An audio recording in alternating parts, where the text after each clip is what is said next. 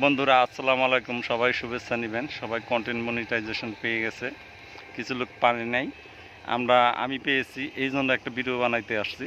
তো আপনাদের এখানে আইসা একটা গাছ সম্বন্ধে আপনাদেরকে বলি। এই গাছটা কি গাছ আমি জানি না। হ্যাঁ, অনেকেই বলে যে এইটা দিলে মানুষ মানে একটু উত্তেজিত হয়। আপনারা বুঝতে পারবেন, ভিডিওটা একটু সমস্যা হতে পারে, এই জন্য বাদ বাকিটুকু বললাম না। কিন্তু এটা হাতির সুর গাছ বলে অনেকে শুনতেছি, যে এই যে দানা দানা দানা দানা দানা দানা।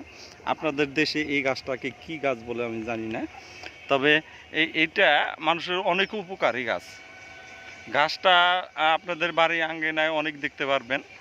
আমি এই জায়গাটার মধ্যে ভিডিও বানানোর জন্য আসছি। তো ওই যে ভাইও আসছে আমাদের সাথে ভিডিও বানানোর জন্য। ভাই আমার কাকে এই জায়গাটায় নিয়ে আসছে, অনেকগুলো ভিডিও বানাইলাম। ভাই এই এলাকায় তো আপনার বাড়ি না? হ্যাঁ, আচ্ছা, এই যে আমার জায়গা ফসল আছে। ক্ষেত, আপনার কতটুকু জায়গা আছে এখানে? আমার জায়গা আছে এখানে 9% আর ওইখানে 8।